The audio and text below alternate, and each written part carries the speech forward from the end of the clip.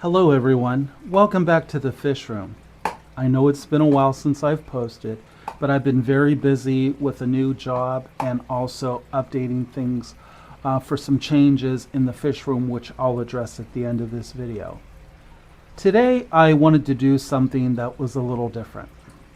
And I know I say that all the time, but today this truly is something different. Today I would like to use this video as not as an editorial, but as an honest conversation between hobbyists. For those of you who follow me, you know I specialize in critically endangered fish, and I take it very serious. And over the last year of doing interviews and live streams with fellow creators and friends, there's a continuing question that comes up. And I'll be honest, I have been steering away from answering it because I wasn't ready to give that answer. And to be honest, a lot of my friends and fellow creators are also shying away from this question. And there's a reason why. We have learned that when we share these opinions, some people get very defensive. Because let's face it, people don't like to be told they may be doing something wrong. But today I've decided to have an open conversation with you folks. So this video is not going to be edited. It's going to be streamed. It's going to be posted in its raw form just as I'm filming it. With that being said also, feel free to ask questions and comment in this video. So I've had a few people say, well, shouldn't you do it in a live stream? I will be glad to address this in a live stream at a later date. I wanted to focus in on the specifics of what I find is the issue. So what are we going to talk about today? We're going to talk about my opinions and thoughts on the impact from the hobby regarding critically endangered fish. So with that being said, what I'm going to tell you is I have two answers. First answer is I truly feel there are some people that go out of their way to do what's right and benefit these fish. I say all the time, critically endangered fish are different than other fish, and I will explain why. Now for the uncomfortable second part of my answer. In general, not calling out an individual, a business organization, but in general, from what I have seen across the United States, because I have not been to other countries to witness their practice.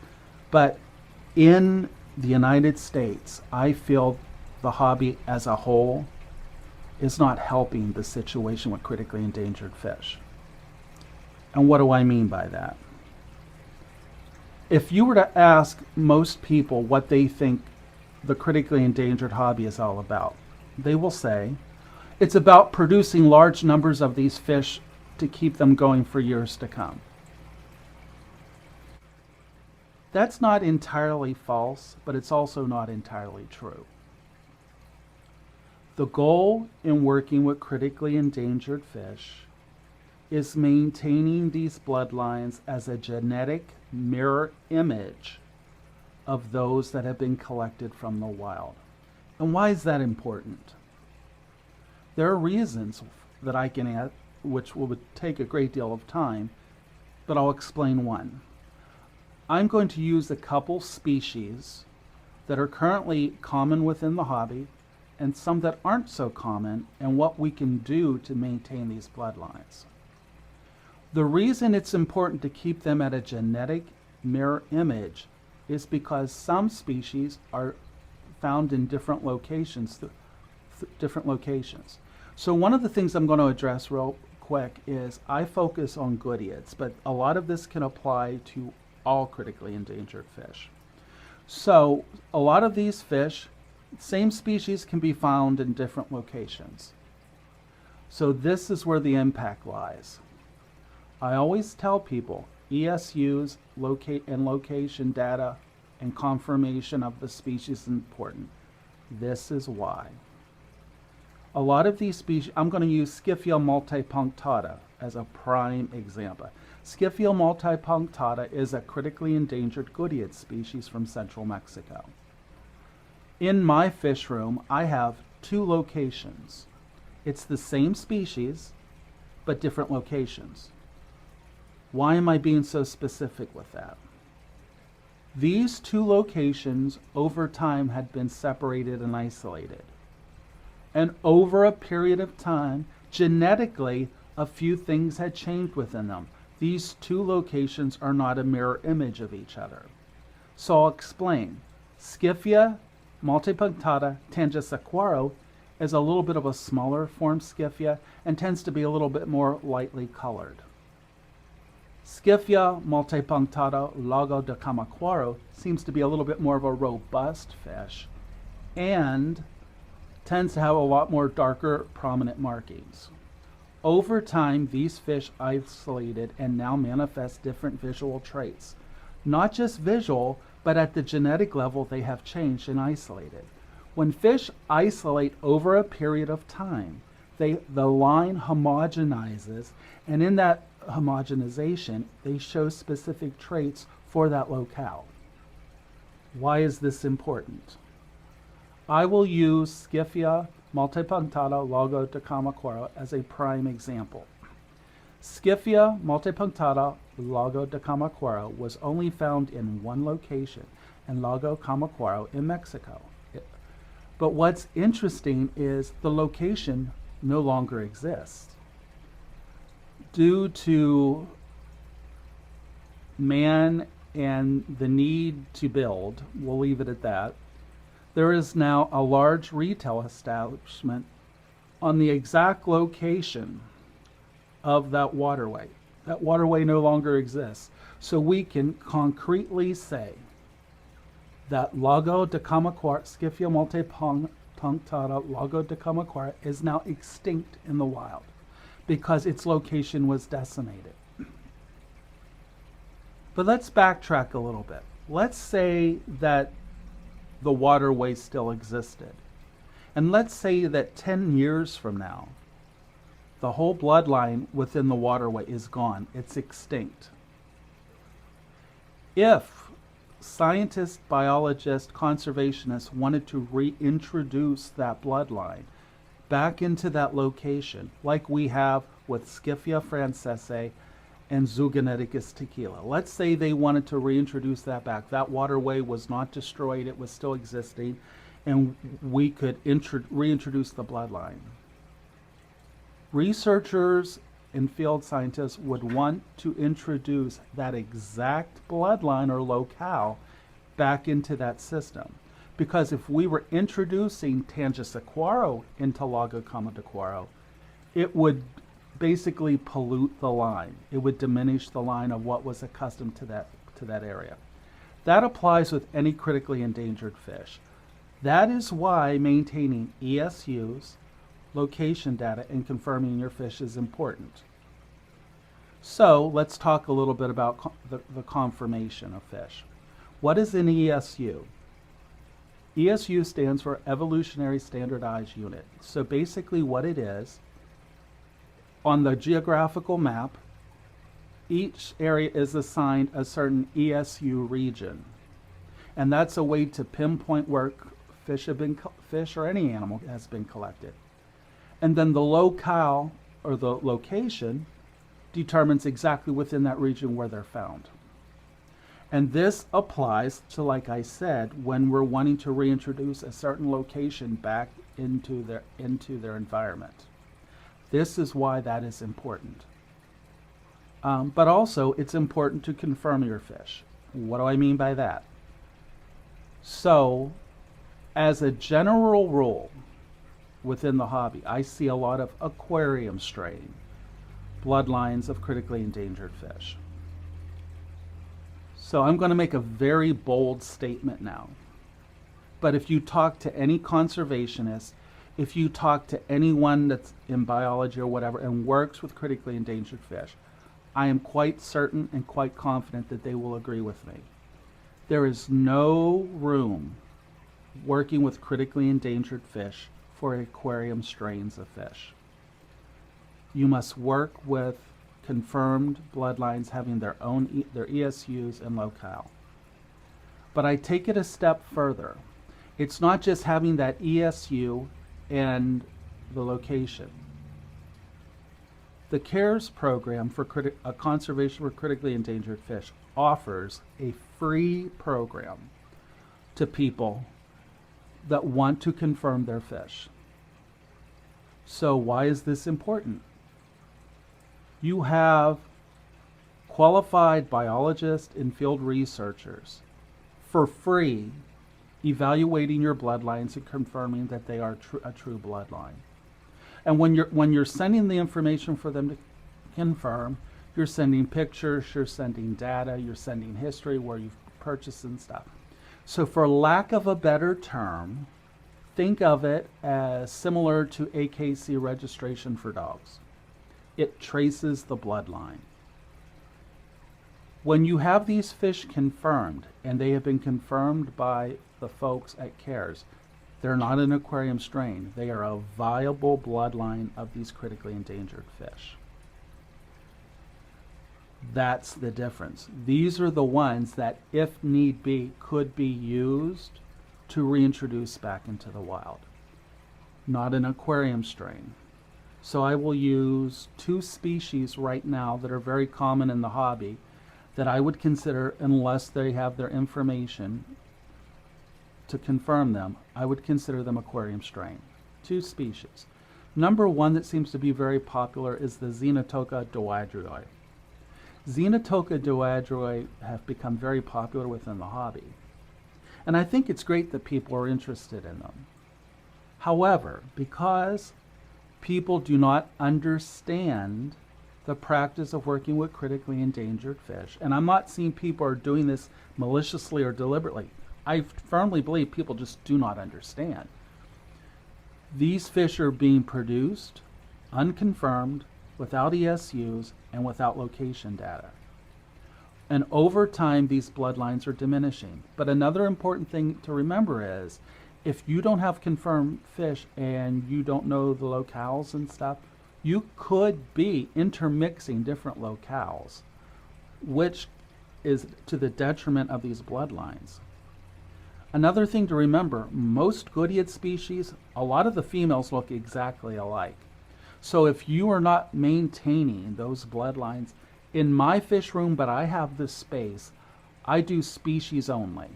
I have 110 aquariums, so I realize a lot of people don't have that space. That's why I personally feel if you're going to work with Goodeids and you have just a little bit of room, pick the number of species you're going to work with. You can intermix Goodeids or other critically endangered fish. You just want to make sure that they can't interbreed. So you would want to take different families from these different species to mix, and it could be done. But you're certainly not going to want to mix various species of Scyphia or things of that nature, because they can intermix, and then that diminishes the bloodline. So let's get back on to, like I said, I wanted this to be a conversation, so you're going to see me jump around a little bit. Let's talk about confirmation. Once you have a bloodline confirmed, it's not just getting CARES to confirm that bloodline. Part of the job of being a CARES participant is doing quarterly updates and submitting it to the program. That's a way they keep track, so that what's going on within our hobby and within our regions with these bloodlines of fish. Now, I do want to address something, and this is my opinion. This is not a reflection on the CARES program. This is my opinion. There are a lot of people out there that are very critical of the CARES program and saying, what do they actually do? Well, as a CARES speaker, I'm going to tell you what they do. Like I've said, they've offered you a free service where you can have your bloodlines confirmed, by a qualified individual in the science field that specializes in critically endangered fish. Okay? People say, well, they don't have a database. Actually, they're building one. But I will be the one to call out what's going on. An organization is only as effective as its participants. You will find that the volunteers and the chairs for this program will go out of their way to assist you. But the one thing they're not going to do is strong arm participants into giving quarterly updates. So if people are not giving their quarterly updates, the program cannot effectively offer an updated database. And that would be counterproductive also and ruin the reputation of the program. I think a lot of people want that database so they can see what's available, so what they can get. Although we encourage people to be a part of the program, for a lack of a better term, working with critically endangered fish is not like collecting Pokemon. There's a responsibility to maintaining these lines. And part of that is maintaining them over a period of time. So I'm also going to address a very sensitive topic. My opinion with BAP programs and conservation.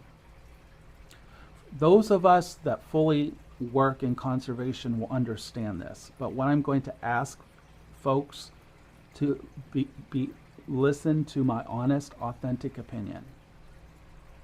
BAP negates conservation, and I'll explain why. Most BAP programs, it is breed a fish, submit it for points or a plaque or whatever, and then move on to the next. That's not the case with critically endangered fish. Critically endangered fish is you decide to work with a species and continue to work with it for a long period of time, developing and improving that line. That does not happen in BAP programs. However, there are a few BAP programs and programs that are utilized by some clubs that actually will help with conservation. One of them is the ALA's program, SCAP program. The SCAP program is similar to a BAP program, but it encourages people to maintain these bloodlines for a long period of time, to improve them and maintain them. And it is a source for people to find confirmed critically endangered fish. Respectfully, again, I'm going to say this respectfully, most BAP programs, at least in the United States, are not focused on conservation, in my opinion. If they are accepting aquarium strains of fish that are supposed to be critically endangered, you are actually embracing aquarium strains of these fish, which goes against the conservation mechanism in place to maintain the genetic bloodlines of these fish. So what I would say to clubs and organizations, I would hope you folks would consider rethinking accepting critically endangered fish into programs. I would respectfully ask you to consider making it a part of your protocol to only accept critically endangered fish that are confirmed. Because as we continue to promote, perpetuate, and produce aquarium strains of these fish, over time we are decimating these bloodlines. So what I've just shared with you is the honest opinion of mine, but many other people that work in the work I do. Where a lot of people don't want to discuss it for fear they're going to be attacked. Those of you who watch me know that I'm not going to insult your intelligence. I will give you my honest opinion. I will share with you what I practice in my fish room and what I truly feel benefits the hobby for critically endangered fish. Make no mistake, if we continue to perpetuate this issue, in the not so far off future, many of these bloodlines will be decimated. So what would I say to people that want to work with critically endangered fish? find a mentor. Find a mentor who specializes with critically endangered fish. Decide which species is worth it for you to work with, and also be aware that and willing to dedicate the time and hard work to build that line. So a lot of people come into the critically endangered hobby, especially with goodeids. Oh, these are valuable fish. I can make lots of money. These fish are valuable, but not at a financial value, at a genetic value. That's the difference. If we are going to do right in conserving these fish, we need to protect the genetics of these fish and make a conscious effort not to produce aquarium strain fish and critically endangered fish. Some of you may disagree, and that's perfectly fine, but that doesn't mean that this issue does not exist. If we're truly going to conserve these fish, we need to continue to build their numbers that are confirmed, not aquarium strain. That's how we're going to do right by these fish. And in the end, I'd also like to conclude with this. A lot of people think, oh, we can repopulate these locations where the fish are becoming endangered and or extinct. Yes and no. So, when we're breeding these fish in our aquariums, aquarium fish can carry certain viruses. If they were to be immediately introduced back into the wild, it could destroy a biotope. What happens, these fish are taken to labs such as Aqualab in Jalisco, Mexico, where they are tested, made sure they're free of virus, but then they produce the fish there. The offspring from those that have been grown and raised in the lab will then be introduced outside to see how they do well and fare outside, and then introduced back to their location. So it's important to understand the process. So at the end of this video, I hope everyone understands where I'm coming from with this. A lot of us understand the concept of working with critically endangered fish, but that doesn't mean we're going to be guarded and not share with you. I find it interesting that a lot of people, not everyone, a lot of people are willing to hear and listen. But there are always those select few, because they disagree with what we're saying, they label us as naturalists, elitists, gatekeepers, all of that. And some of them use that in a negative connotation. Well, I'm saying this to all of you respectfully. If you feel that way about me, if you feel that I am a gatekeeper, if you feel that I am a purist, a naturalist and all that, that's your opinion. And can I be brutally honest? I take that as a badge of honor. I don't take that as a slur. Because what I do with critically endangered fish, that's what you need to be to work with these fish. No, I'm not saying you need to be disrespectful to the community. I'm not saying that you shouldn't share. But the importance of working with critically endangered fish is understanding that we need to have the control over the genetics, and that part of that is being that purist and that naturalist, because there's scientific data to substantiate that's what needs to be done for that, and in the process of working with critically endangered fish. So I don't want to go on much more because I don't want to sound like I'm rambling. So if there's one thing, let's break this down into what I've just talked to you about for the last 23 minutes. There's good and bad in this hobby. I don't feel that people are deliberately or maliciously trying to degrade these bloodlines. However, I do feel that people do not fully understand the practice of working with critically endangered fish. So I can only speak for myself. I am happy to share my information, my experiences, and what I have learned from my mentors, not just in the United States, but across the globe. that I talk with regularly, I am happy to share with you.